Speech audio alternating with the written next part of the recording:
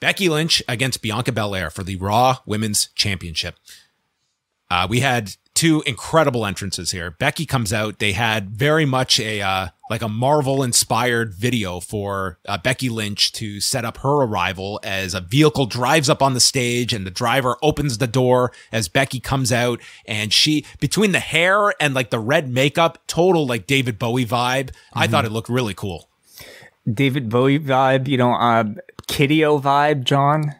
For Canadians out there. That's definitely a range, but yes, Kiddio was the distant cousin of David Bowie. She looked awesome. She looked like somebody who could have, shown up in All Japan Women's Dream Slam, like it was like that out there and that cool, like we've seen Becky try to play with her looks every single week, and I felt like tonight she completed it. Like the eye makeup I thought was great. And then, not to be outdone, the Texas Southern University Marching Band takes over the stage and they start playing, and this is just awesome. I got chills, man. It was incredible. This was fantastic. This was like a total, unbelievable production. Just really incredible. And then what I really enjoyed was her theme plays, and then the marching band is playing and accentuating the theme, having both play. Like you would think, is that going to work? It was tremendous. This was such an awesome, this was by far the best entrance of any of the WrestleMania entrances this year. To me, this was like an all-time great WrestleMania entrance. This was great. Downstate was pretty great too, though, John.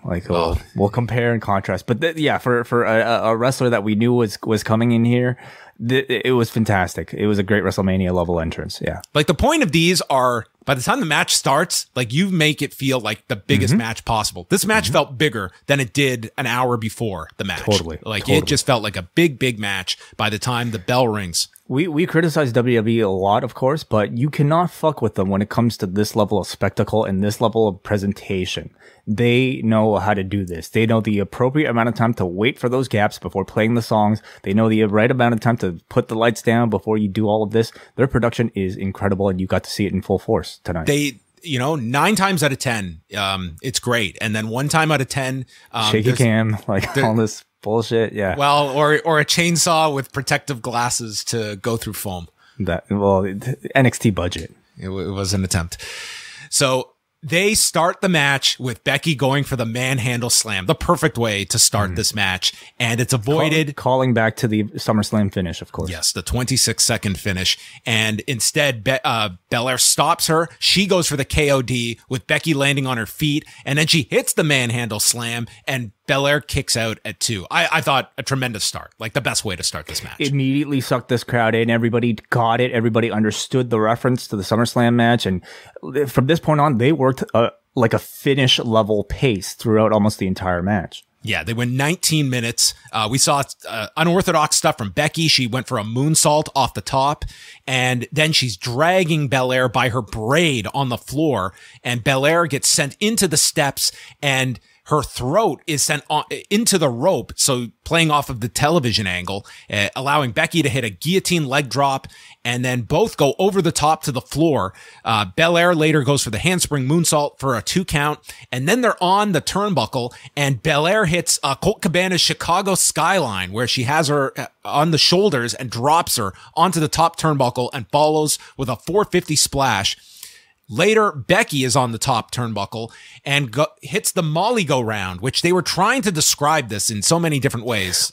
She didn't exactly make contact like a Molly go round. She didn't fully go around because her foot blasted Belair right in the face. And they showed the replay of this. And this was, honestly, if this were like a shoot move, that's what you'd be going for, rather than just the posterior. Totally, yeah. Which, Jimmy Smith tried to give us the technical term for it, which I think was a rolling thunder kick, I guess RVD's what RVD named it after, perhaps, I don't know. But I'm totally fine whenever they play replays like this, because in the context of the match, it absolutely makes sense why this worked out better for her. So Belair's reeling from that, but comes back with another handspring moonsault landing on the knees. Belair lifts her for the KOD, but Becky is holding on to the rope for all it's worth. And so she gets tossed over the top with the KOD to the floor. They fight, and Belair is sent into the post. and is hit with a manhandle slam onto the steps, and the count is going. And this is one of those instances where the 20 count is so superior. She's like out of it at like 8 and then hits 9 and boom, she gets like back in, but it was still dramatic. And the crowd reacted big when Belair got into the ring, and she lifts Belair again, trying for one last manhandle slam, and Belair counters it with a backflip out of the corner, lifts her up and hits the KODEO for the finish at 19 minutes and 8 seconds. Belair wins a terrific match, and for the second year in a row, she wins a version of the women's championship. It was the SmackDown title last year and the Raw women's title this year. This match was fantastic. Absolutely. And I mean, depending on who you ask, if you ask me, it was the match of the night. I loved it. They had this crowd from the beginning to the end. You know, first of all, like going back to SummerSlam, that was a decision that was met with a lot of criticism. And even now, seeing the full picture and the full story that they told, I think you could still question whether or not it was the right move to have Bianca, you know, lose so quickly and then basically kind of have her, you know, not doing a whole lot for the better part of 6 months.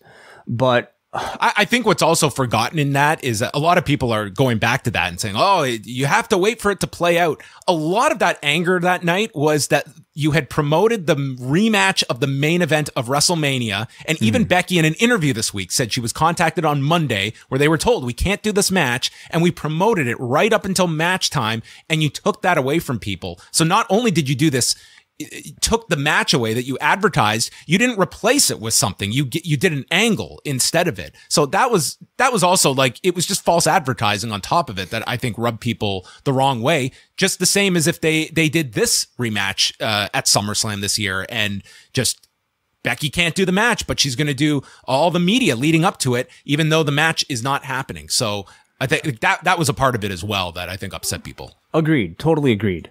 But strictly speaking about the creative decision to have Bianca Belair lose, you know, in however many seconds, again, it's to be debated, but I feel like it absolutely contributed to the atmosphere and the excitement that we felt trying to see Bianca Belair get that win back and try to get that championship back tonight, because all of that frustration that was built up from August was released tonight. In that one moment when she got that pinfall, it helped this crowd get completely attached into this match for the babyface to want to succeed.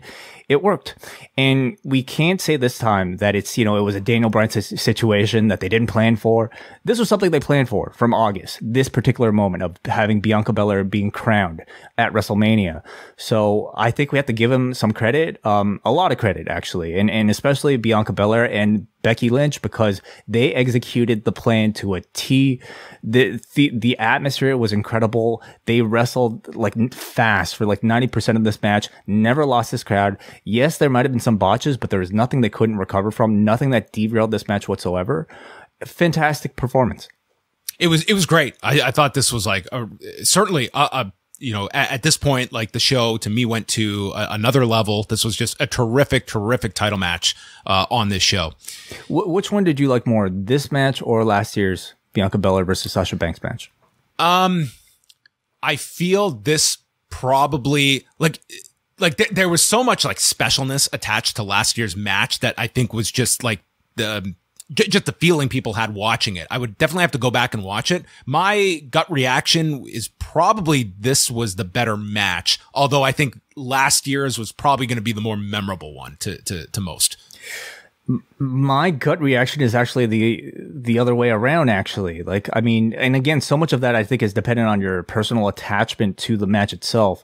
But the fact that we could even consider the two being candidates of the same question, knowing how many they're two excellent matches. Like there isn't a wrong answer to me of like whichever one you prefer. And of course, certainly the recency of just watching this one. There is absolutely. But you know, knowing that, I did put a Twitter poll, very scientific, of course, up there, asking people which one they thought was better. And I mean, I was at least surprised because I thought recency bias would really run away with it. But it's a lot closer than I thought. At the moment, 41.1% prefer the Sasha Banks match from last year, while 58.9% prefer Becky.